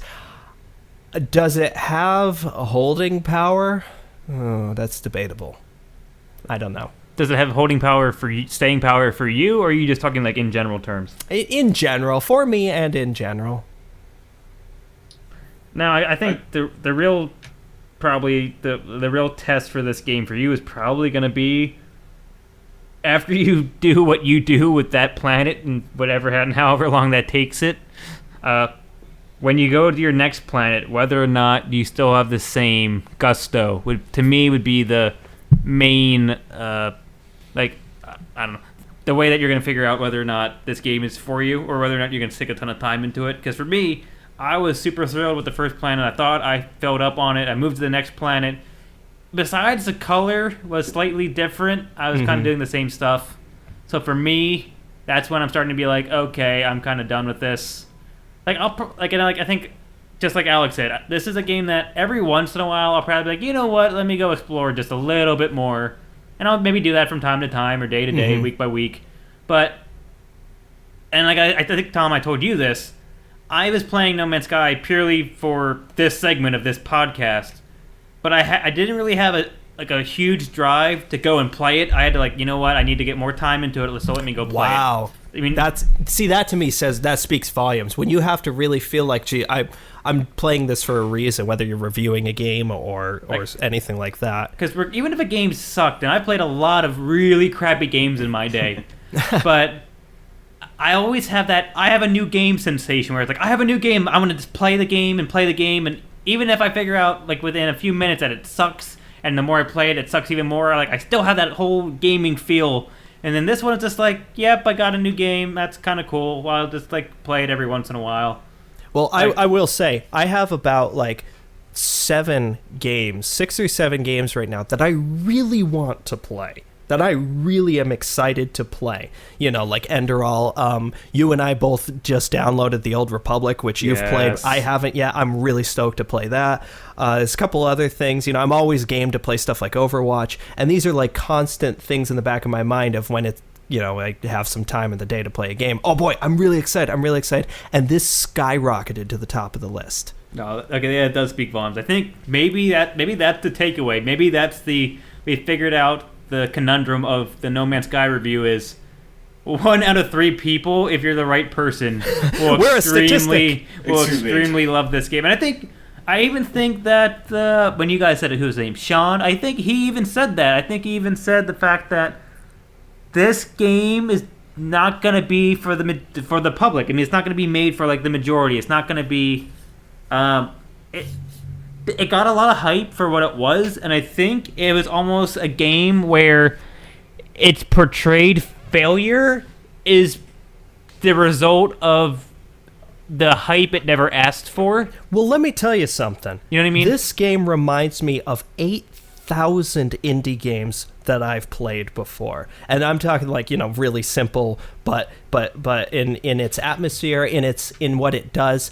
If anyone's ever played any Kitty Horror Show games, just any straight up regular Unity games that you see on itch.io, but it has the feel. I know Kitty Horror Show is kind of a weird comparison, but for anyone who even knows what I'm talking about, but I guess it's just kind of something in the vibe of it. It feels like the kind of game that shows up on itch or Steam Early Access, and someone does a blog post about it. It doesn't even rate for a news article. It's just wow, here's a weird little thing. Proteus is a great example. Proteus is a game, very, very lo-fi, but it's an indie game that's an exploration game. Now, granted, this actually is a game. This has a lot of meat to it by comparison. There's an actual playable video game. It's not just a walking simulator. That being said, as a person who adores so-called walking simulators, this is icing on the cake. Yeah. This is the ultimate of a Proteus of anything like that. I don't know. I'm probably don't see my opinion changing much. I could see my excitement waning, but right now the enjoyment I'm getting is the sense of wonder, the sense of discovery, the sense of, what's that plant? I haven't seen that before. Scan. Ooh, that's a Mastutulus auripulius. Cool. It's actually, going back to what Alex said way at the beginning of this, it's the same way I am when I'm outside going for a walk or a hike. It's wow, look at that neat rock. I mean, do you feel the same way, Alec? No, yeah, I do, and can almost relate it the same, you go out and you say, oh, look at that neat rock. Let's say you take that path again, and let's say you see that same rock, but let's say it's shaped slightly different. Do you still go, oh, look, that's a neat rock? And you're like, oh, I've seen that rock again. It's a different shape. And, when you're talking about your first planet, you're on your first planet still, and I had, equally the same excitement as you, probably not as much, because I didn't have a huge disappointment, like a month of disappointment, and then this. But as I've been to like 20 planets at least, and many systems, and you hop around, and you find like a neat planet, you spend a little bit of time, but like I noticed me naming things, creatures, and the plant life has gone. I haven't been doing it as much unless I see something really unique. And well, I could certainly, that's something I could see, like, immediately can see, like, okay, no, I will say that. But other than that, it's enjoyable. Yeah, I mean, Brian, do you see yourself just, like, hitting a point maybe even in a couple days or maybe even right now where you're just like, I'm probably not going to play this again? I don't know if I'd ever reach that point just because of the sheer volume of the game. It's like there's always going to be a point where, if anything else, there's a lot of massive ships that I would just like to own just because. Not because I feel like it does anything, because I upgraded my ship to a much... Actually, I've had 3 different ships now. They all felt the same, minus the external appearance. The internal cockpit of it all felt the same. So I could see maybe myself playing just for that same urge of, I would like to get some more money. I'd like to make some more money, buy some new things. But I don't think I'm ever going to have the drive of, ooh, I want to find everything and all things. Because, like, on one of the planets, like I said before, the very first planet I was ever on, I just randomly stumbled onto all the animals almost very easily because practically like 75% of them were all in one field. And I got to this point where I was like, oh, you just got $250,000. I'm like, ooh, that's super easy. I'm going to do that to the next planet. So I went to the next planet, and probably after 2 or more hours, I'm still missing like 2 or 3. And all I'm doing now, I don't even care about the question marks anymore. I'm flying around to the next highest vantage point, stopping, and just zooming around the horizon for anything that possibly is moving. And then washing, rinsing, and repeating. So it's just like, I don't even care what the animals are. I just want the $200,000. So it's like, I just don't have that sense of wonder anymore. Because it's like, oh, look, it's the same kind of crash site. Oh, look, it's the same kind of building. Oh, look, it's... About the only thing that I've liked so far are, to your point, the words. Like, I like learning the words so that as your conversations with a certain species go on, you kind of get certain, like, hints into what they're trying to say. That, to me, is somewhat appealing, but I've been doing tons of monoliths and relics and everything else, and every once in a while you have a choice or like a minor puzzle to solve, but even though I'm like really trying to read everyone, take in what each one of them says and what it means for that race, the game just doesn't make me want to give like any kind of care towards it. Like, I don't care if they all died out or anything else. At this point, it's like, I just want my checkbox and let me move on. So it's like, and it's different because kind of like the polar opposite of you and Alec, I've never been the whole I want to explore everything or collect everything, which is why when I bought the game, I'm like, I might have a challenge here. But for games like, I don't know what's a good comparison. Like, even a game like Skyrim, like that game, I literally wanted to do everything I could whenever I even stumbled on something. I don't care what mission I was on. If I saw some random thing I haven't discovered yet, I wanted to go do it. So I guess that's kind of like my thing with this game. I'd be curious to see how your opinions are with Enderal. That's what I'm gonna, and I'm really excited for, because I do love Skyrim. I love that type of thing. So I'm definitely gonna say, or take a spin through it and see what I feel. But I will say I was really happy at the fact that right when you start No Man's Sky, it gives you basically this thing pops up, and it's like, an universal entity is calling to you. Do you answer the call of Atlas? And like, I love the fact that the B option was literally like, fuck off, I'm going to do what I want. I mean, I obviously chose that.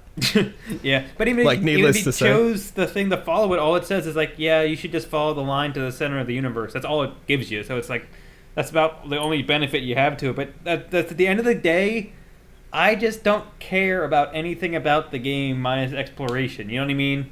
And maybe at a certain point, the developers, that's maybe all they wanted people to do, but I don't care about the story, I don't care about the races, and that could just be purely me versus anyone else. It's just, the game doesn't make me want to care about anything I'm doing. Minus the fact that I feel like I'm just a randomly paid photographer for things. Like that's about, you know what I mean? And like, sign me up. Yeah, and I think for like a different sect of person, I think that's probably people will be very happy with it. It's just, I would say the vast majority of people, they're gonna want some driving force behind it besides some money. I do agree that I feel like I'm probably representing a minority. Yeah, but then if you even look at like someone like Alec, I mean, I would say him and you are very close to the type of like your opinions and versus like exploration and collecting games.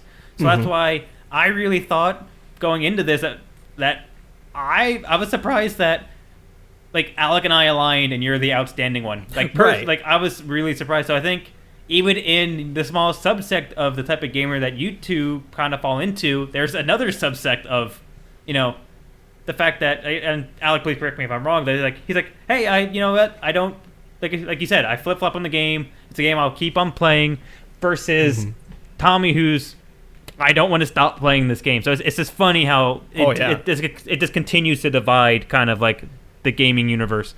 I think the only barrier between me and playing this game all night is the fact that it does have that visual noise that gives me a headache, so maybe I should keep that in for my own safety. Just so that your regular life doesn't get left behind. Honestly. I mean, and just, I did notice as we were going through all this, IGN, which is probably IGN and PC Gamer are probably the two that I trust the most with in terms of things, they finally gave it a number score. Do you want to venture what it is? 60-something. Okay, Alex says 8. 8 on a scale of 1 to 100. Okay, out of 1 to 10, Alex says IGN. Yeah, IGN. So Alex says 8, and Tommy says 6. Wow. Okay, Tommy wins. It is exactly 6.0. They said it was okay. Yeah. Was their final numerical score for it. Do they have like a 1-sentence summary? They probably do in the article, but this is purely just hey, look, this is a 10-second video on Facebook to say what our ranking is. But I mean, it's worth saying it's mixed right now on Steam. Yeah, it's mixed on Steam. Almost anything I read, I have yet to read. It's funny. I have yet to read a review or a technical like summary of it that was one way or the other. Almost every single one I read is always split in some way. Like, we love this but hate that. Like that's the majority of this game, and I feel like if the things you love more than the things you hate, that's probably what drives you to play this game. It's currently sitting at a 71 on Metacritic. Now, granted, that's the PlayStation 4 one. Yep. And I do think that you should factor in, you know, the PC's rocky launch, because I wasn't the only one. There were other issues extending beyond my processor issue. There were, you know, OpenGL issues. There was a whole bunch of driver issues. You did bring up a hot button that I wanted to talk about, and thank you for bringing that up. One of the things I read in the articles, or any one of the articles I've read, was that the PS4 controllers people hated. So, Alec, what's your take on the control scheme for an actual gaming pad versus keyboard and mouse? I do have an opinion on that. Because I actually like the keyboard and mouse for this game. Yeah, I can't remember who I read. I was reading a review and they said they didn't like it, but literally, if you look at the interface, it seems like it's ripped off of Destiny's interface. Almost everyone has said that. So I've heard. And I enjoyed the interface. I don't mind the cursor and everything like that. I don't have a problem with that at all. I mean, what gets annoying is not the cursor or the interface. It's sometimes when you're crafting something, you have to, you know, like let's say I'm making a warp cell, right? So you have to craft like 4 different items, and it's literally you go to an empty space, press square, craft it, go to another empty space, press square, craft that, go to another empty space. You do that like 4 times just to create one warp cell. That is annoying.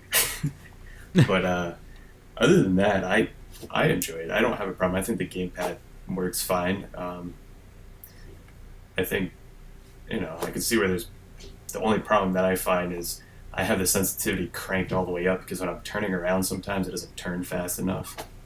But it's funny. I have my mouth sensitivity turned down to I think a 5. Me too. Or maybe a 1.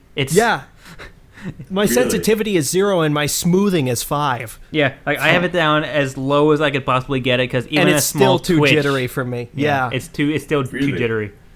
It's very No, I different the can't way get it it treats jittery the enough. mouse versus the controller. And that's a good point. If this game had a bigger emphasis on combat, I don't know if I could play it just because of how much I dislike the fine tuning of the mouse pointing. Like, even with it fully turned down, it's like, to me, for exploration and gathering, it's tolerable. But if I had to, like, zero in on a headshot, I would hate this game.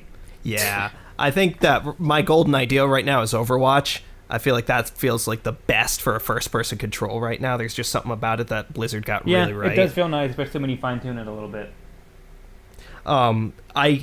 My problem with the interface is I think that it is definitely controller favored, because the whole click to hold, sometimes you click, sometimes you hold, sometimes you right click. It's like that kind of inconsistency with a mouse where you're used to just, okay, left click is yes, you know. Left click, yeah. That doesn't work. Or it's really confusing. It's inconsistent. Yo. So... Yeah. Does make sense. Because I definitely want to. Anytime, my rule of thumb basically is if it's a first-person game, mouse and keyboard. If it's a third-person game, controller. So let's do our own spin on that then. On a scale of 1 to 10, where do you put the game, Brian?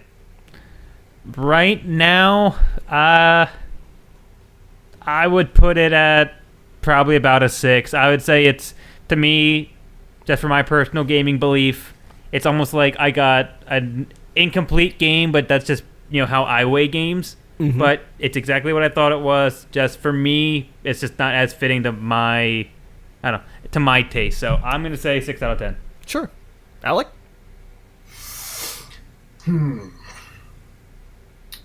I might lean closer to an 8. That's funny. The reason why I put it so high, well, for me, is because I do enjoy it, and I do enjoy the experience, and I treat it as just a discovery experience. And I was expecting just, you know, a game you'd play here and there. Not like I need to put a ton of time in. Mm-hmm. That's funny, because on my personal weight of things, I would have put it at a 7 right now. Really?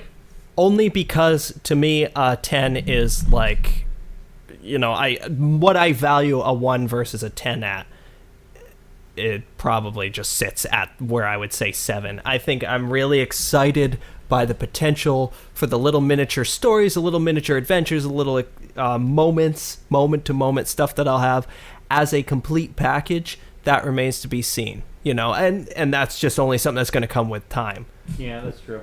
Like, honestly, here we are in August, right? And still my game of the year, with this year being like Overwatch and things like that, still my game of the year might be XCOM 2, which is so out of left field for my tastes and styles, but because of the narrative I was able to get out of that game. So that is really what I base a lot on my personal story that the game told me, you know.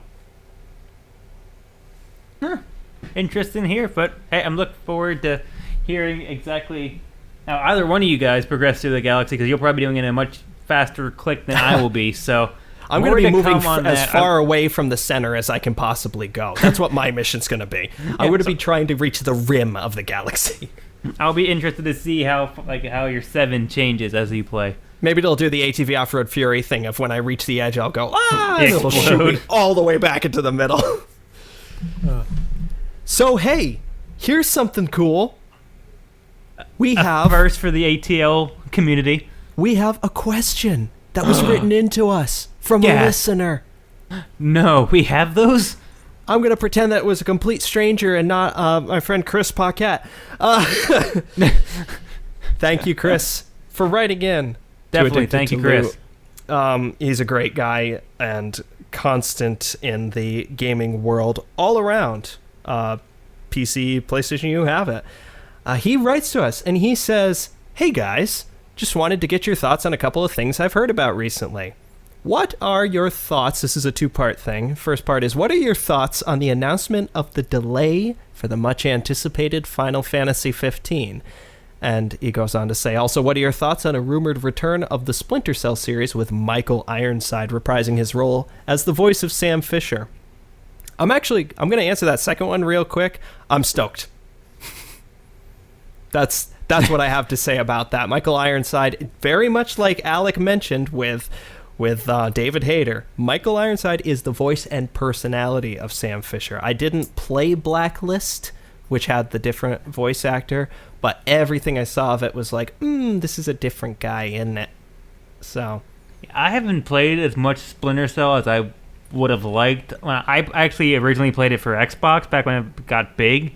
I played the first few, which I would say are far more hardcore stealth games before. Like, they had a few mixed in there that they went far more to the action side versus the stealth side. But to me, Splinter Cell was always the epitome of like a modern stealth game. It really was a game where you did not at all wanted to be in a situation where you actually have fire, like you have a firefight. Exactly. You were just toast immediately. Yeah. So you did everything you could, even if it meant you stood in a closet for an extra 5 minutes where you listened to two guys talk because they didn't walk fast enough. But you're like, this is to me what someone in this position would be doing. So that's what honed my love of stuff like Dishonored. Exactly. So I am very excited for another Splinter Cell. I would love to reinvigorate I don't know how much I got into it before. So I would love to have a new Splinter Cell game.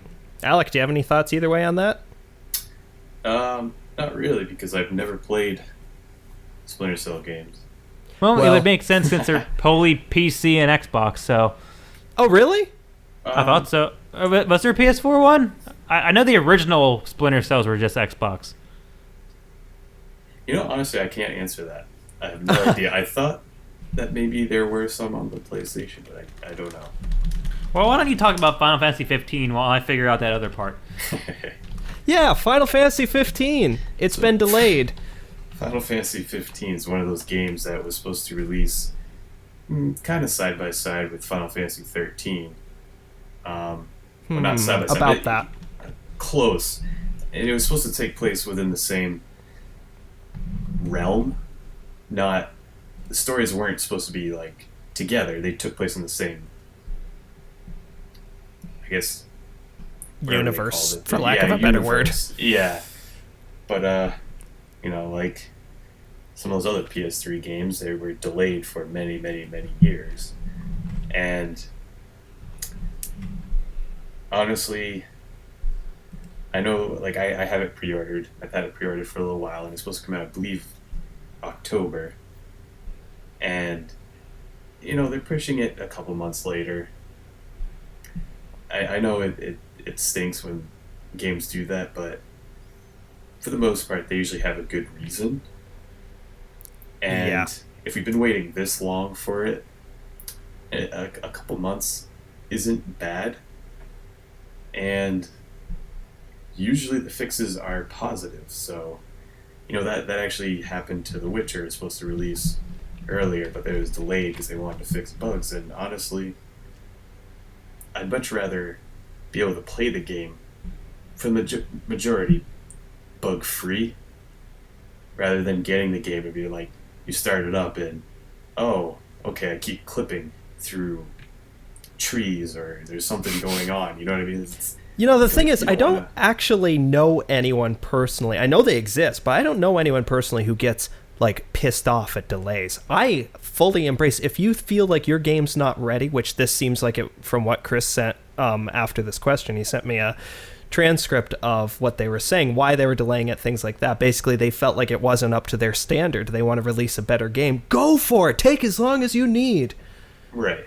I fully agree. I think there's a certain point where it's like, all right, is this game still being made? Like Star Citizen. Yeah. Or Last Guardian. Last Guardian. Last Guardian. Like, what, 12 years ago? Who knows? Exaggerating, but it's literally, I think it's been a decade. Half-Life 3? Yeah, it's Duke Nukem Forever. Well, like that came out, and that was a valuable lesson in like, okay, maybe you should just let it die. Yeah, like that's what I'm saying. Like I think to Alex's point, there does come a time when you need to release it or just don't release it because it's like either you're being too nitpicky over something to the point where your audience is just going to get annoyed at you, or you run the risk of doing like a Total War Rome 2 and you just completely release a shit game. So I guess, yeah. Yeah, and hopefully it's not. I mean, they're using a different battle system, which Final Fantasy 13 was a different battle system, and like I really enjoyed it. It's really fast paced, and I know a lot of people didn't like 13, but I thoroughly enjoyed it. And they have a new battle system for this one, so that's it's more like hack and slash. I was gonna say because I watched you play 13. I never actually played it myself, but I would agree with you that the battle system in Final Fantasy 13, it wasn't turn-based at all. I mean, it definitely was real-time, but there was still strategy to it. There still was a level of combination of moves, what certain players did, magic, and all that other fun stuff. I was looking at the videos for 15 in terms of their battle, and it seemed like they went to the point where I wouldn't want it to go, but once again, I'm not a fan of the series. I mean, I shouldn't say that. I love this series, but I haven't played the last few. It seemed like they boiled the combat down to 3 buttons. You have one button that's attack, one button that's warp, and then one button that's dodge. Like, to me, that is like the whole reason why I like Final Fantasy games is for the strategy of the battles. If you're gonna boil it down to 3 buttons, yes, there might be some strategy to dodging and stuff like that. But at the end of the day, it's like, they're missing a level of strategy to me that would really draw in the Final Fantasy crowd. Is that kind of your take, Alec? Well, yeah, initially I wasn't. That was a huge thing. Like once I saw the battle system, I was like, oh, this is kind of getting too far from what we grew up with, the Final Fantasy 7 attack item, right? And honestly, like I was on the fence about it. My brother, was like, oh, I'm gonna get this game. It looks good. Are you gonna get it? And I was like, well, I guess I'll try it. You know what I mean? Maybe it'll be good. Hopefully. I mean, it looks pretty and certainly. Oh yeah. The size, there's no question about that. The size of scale is like immense. It's a gorgeous game. 1,000% agreed. I mean, the graphics alone are almost enough to buy the game. Right, but if you do want that old-timey Final Fantasy feel, and if you have a PS4, get I Am Setsuna, or My Name is Setsuna, or something like that. It's a Square Enix. I saw that on Steam. What is that? It's Square Enix, like, throwback to the, early 90s or mid-90s JRPGs, and it just looks gorgeous, and it plays like, Final Fantasy 6, and like, I was contemplating getting it, but that's... Add to wish list. Yeah, exactly. That is their answer to what Final Fantasy, lovers want. I mean, last week we were talking about I was playing Dragon Quest VIII. Have you played that at all? Is that anything you're familiar with? No, I've never played them at all. I know I can get them on iPhone or the Kindle or something. Yeah, because what it was it released for free on Amazon Underground. Oh yeah, I did see that. It seemed like something that would be up your alley, not the least of which because the designs are Dragon Ball Z's character designer there. Right. Or I guess overall series designer. But it plays like, I don't know what a direct comparison would be, but it does, it goes back to that sort of tactical.